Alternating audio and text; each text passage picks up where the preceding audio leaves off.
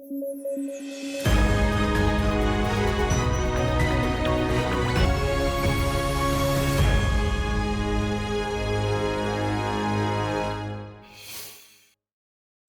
ही में भारत की सुचेता सतीश ने संगीत कार्यक्रम में सबसे अधिक भाषाओं में गाना गाकर गिनीज वर्ल्ड रिकॉर्ड में नाम दर्ज करवाया। यह कार्यक्रम दुबई में भारतीय वाणिज्य दूतावास के सहयोग से आयोजित किया गया था। यह कार्यक्रम कॉन्सर्ट फॉर क्लाइमेट का हिस्सा था, जिसका मकसद जलवायु परिवर्तन के महत्वपूर्ण मुद्दों के बारे में जागरूकता पैदा करना था। इसी कार्यक्रम में सुचेता सतीश ने अपनी प्रतिभा का प्रदर्शन करते हुए 140 भाषाओं में गीतों की अद्भुत प्रस्तुति दी और विश्व रिकॉर्ड बनाया। बीते दिनों से सोशल मीडिया पर माओरी हाका डांस काफी वायरल हो रहा है। दरअसल न्यूजीलैंड की सबसे युवा सांसद हाना राहविटी माइपी क्लार्क ने संसद में अपने स्वदेशी लोगों को सम्मानित करने के लिए माओरी हाका डांस किया। आपको बता दें, यह एक प्रकार का प्राचीन युद्ध नृत्य है जो पारंपरिक रूप से पुरुषों और महिलाओं दोनों द्वारा विभिन्न प्रकार के सामाजिक कार्यक्रमों के लिए किया जाता है। यह डांस जनजाति के गौरव, शक्ति और एकता के उग्र प्रदर्शन का एक रूप है। गणतंत्र दिवस समारोह के एक हिस्से के रूप में वीर गाथा के तीसरे संस्करण को अखिल भारतीय स्तर पर काफी लोकप्रियता प्राप्त हुई। आपको बता दें कि यह रक्षा मंत्रालय और शिक्षा मंत्रालय की एक संयुक्त पहल है। इसे 2021 में वीरता पुरस्कार पोर्टल के तहत शुरू किया गया था।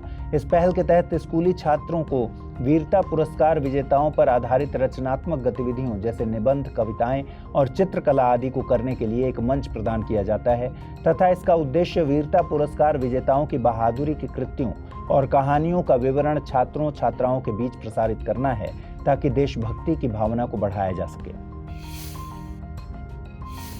हाल ही में केंद्रीय मंत्री सर्बानंद सोनोवाल ने कोलकाता में पहली अंतर्देशीय जलमार्ग विकास परिषद की बैठक की अध्यक्षता की। इसके साथ ही उन्होंने अंतर्देशीय जहाजों के ग्रीन ट्रांजिट के लिए दिशा निर्देश का भी अनावरण किया। भारत सरकार ने अक्टूबर 2023 में अंतर्देशीय जलमार्ग विकास परिषद की स्थापना की थी। इसका उद्देश्य अंतर्देशीय जलमार्गों और अंतर्देशीय जल परिवहन के लिए पारिस्थितिकी तंत्र का विकास करना, जिससे कार्गो परिवहन, यात्री प्रवाह और नदी क्रूज पर्यटन आदि की दक्षता को बढ़ावा मिले। किर्गिस्तान ने हाल ही में आधिकारिक तौर पर हिम तेंदुए को अपना राष्ट्रीय प्रतीक घोषित किया है। हिम तेंदुए उत्तरी और मध्य एशिया के विशाल ऊंचे पर्वतीय क्षेत्र में निवास करते हैं।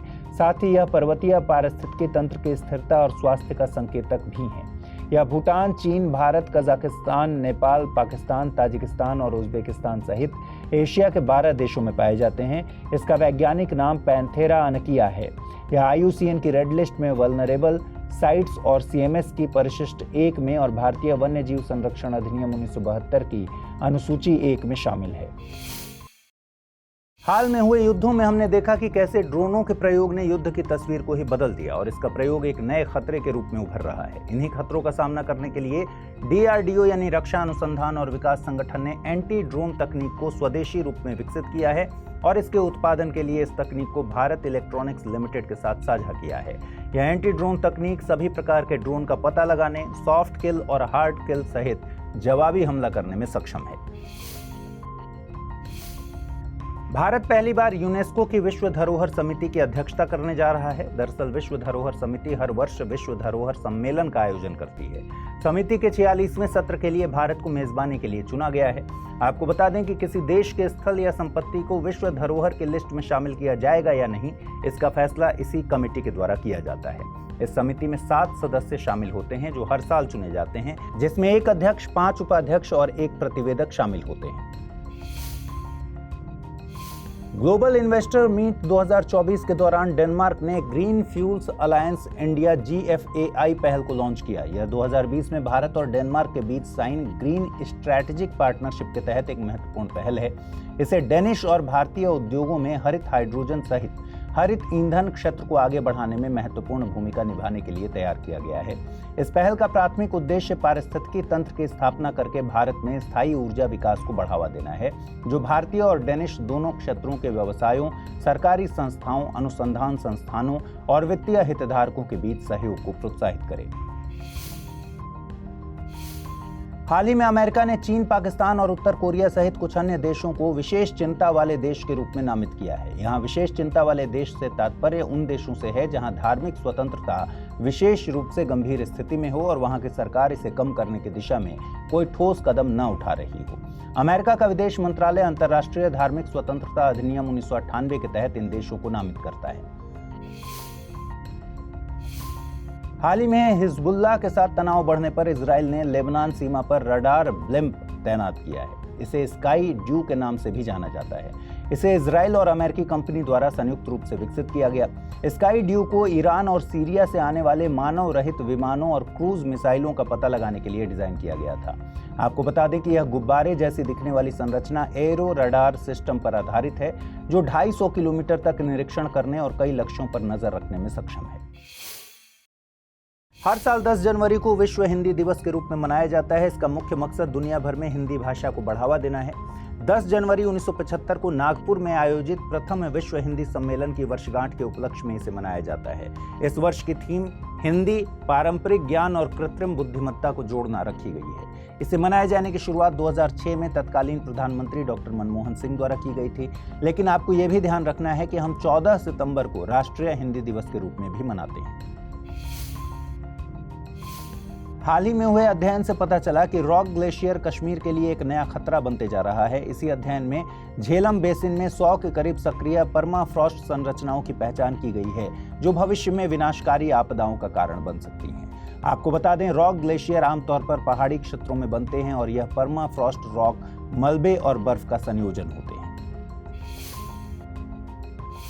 हाल ही में गैब्रियल अटाल ने फ्रांस के प्रधानमंत्री के रूप में कार्यभार संभाला। वे फ्रांस के सबसे युवा और पहले समलैंगिक प्रधानमंत्री बने।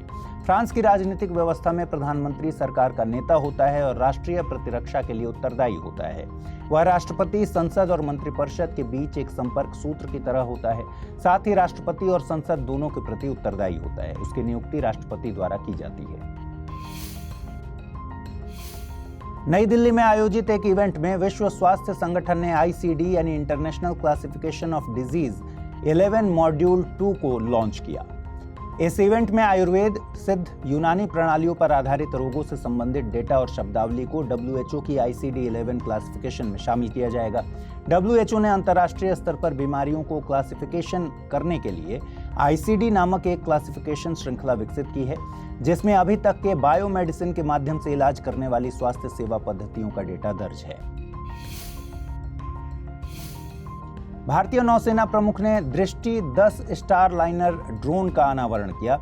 इसे भारतीय नेवी में शामिल किया जाएगा। यह एक स्वदेश निर्मित मानव रहित हवाई विमान है, जिसे अडानी डिफेंस एंड एरोस्पेस द्वारा विकसित किया गया है। यह ड्रोन 36 घंटे की उड़ान भरने में सक्षम है और 450 केजी वजन को अपने साथ ले जा सकता है।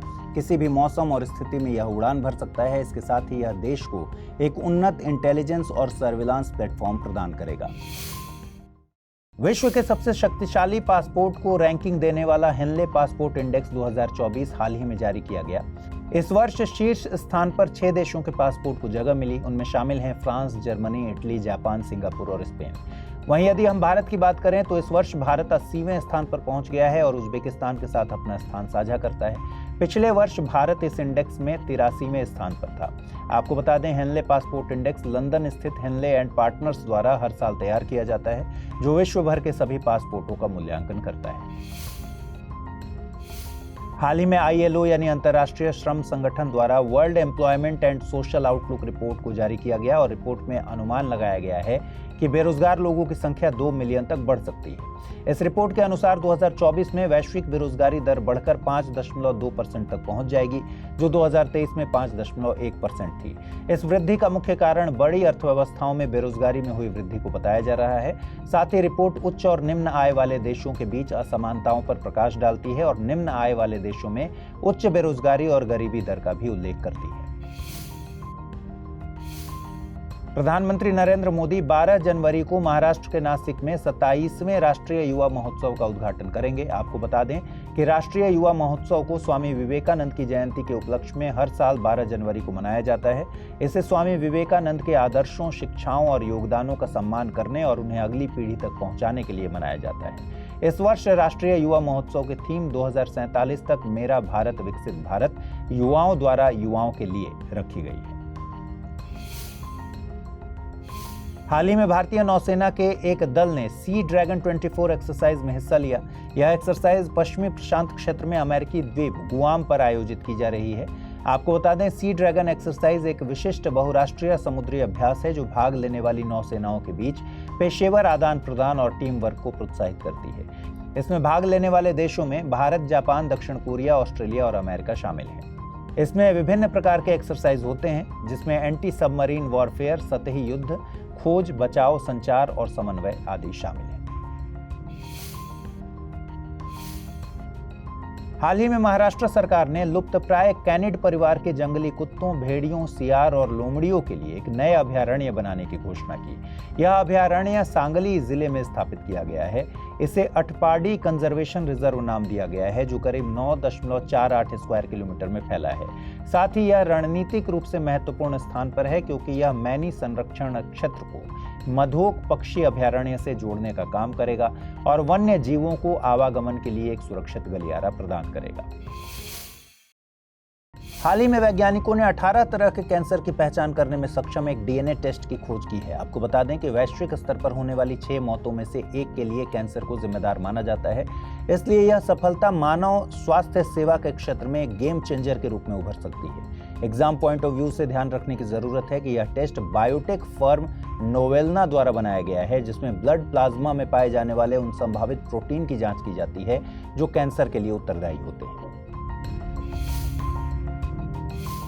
रक्षा अनुसंधान और विकास संगठन डीआरडीओ ने आज सुबह ओडिशा के तट पर एकीकृत परीक्षण रेंज चांदीपुर से नई पीढ़ी की आकाश मिसाइल का परीक्षण किया जिसमें मिसाइल ने बहुत कम ऊंचाई पर हाई स्पीड वाले मानव रहित हवाई लक्ष्य को डिस्ट्रॉय करने में भी सफलता हासिल की। इसके साथ ही यह मिसाइल स्वदेशी रूप से विकसित radio frequency Sikar, launcher, multi function radar और कमांड नियंत्रण वाली एक संपूर्ण हथियार प्रणाली बन जाएगी। आज चेन्नई में भारतीय तटरक्षक बल और जापानी तटरक्षक बल का संयुक्त अभ्यास आयोजित किया गया। यह अभ्यास खतरनाक रसायनों से होने वाले समुद्री प्रदूषण पर केंद्रित था। आपको बता दें कि दोनों देशों के तटरक्षकों के बीच संयुक्त प्रशिक्षण अभ्यास 2006 से आयोजित किए जाते हैं। इस बार संयुक्त अभ्यास में भारतीय तटरक्षक जहाज शौनक, शौर्य, सुजय, रानी अब्बक्का, एनी बेसेंट C440, सागर अन्वेषिका, मत्स्य दृष्टि और जापानी तटरक्षक जहाज याहसीमा समुद्र पहरेदार ने भाग लिया। केंद्रीय प्रत्यक्ष कर बोर्ड द्वारा जारी किए गए हालिया आंकड़ों के मुताबिक भारत का शुद्ध प्रत्यक्ष कर संग्रह 10 जनवरी तक 14.7 लाख करोड़ तक पहुंच गया, जो वित्त वर्ष 2022-23 की इसी अवधि से 19.4% की वृद्धि को दर्शाता है। आगामी परीक्षाओं के लिहाज से ध्यान रखने की जरूरत है कि प्रत्यक्ष कर संग्रह में स्थिर वृद्धि दर्ज की जा रही है, जिसके चलते ग्रॉस टैक्स कलेक्शन 16.77% बढ़कर 17.18 लाख करोड़ रुपए हो गया है। यही कारण है कि व्यक्तिगत आयकर में 27.26% और कॉर्पोरेट आयकर या CIT कलेक्शन में 12.37% की बढ़ोतरी हुई है। हाल ही में केंद्रीय स्वास्थ्य और परिवार कल्याण मंत्री डॉक्टर मनसुख मंडाविया ने गुवाहाटी में राष्ट्रीय फार्मास्यूटिकल शिक्षा और अनुसंधान संस्थान के स्थायी परिसर का उद्घाटन किया। साथ ही डॉक्टर मंडाविया ने मिजोरम के आइजॉल में क्षेत्रीय पैरामेडिकल और नर्सिंग साइंस संस्थान में 5 नई स्वास्थ्य सेवाएं शुरू की। अंत में आपको बता दें कि डॉक्टर मंडाविया ने अरुणाचल प्रदेश, असम, मणिपुर, मेघालय, मिजोरम, नागालैंड और त्रिपुरा सहित 7 पूर्वोत्तर राज्यों में स्वास्थ्य संबंधी बुनियादी ढांचे की 80 से अधिक इकाइयों की आधारशिला भी रखी।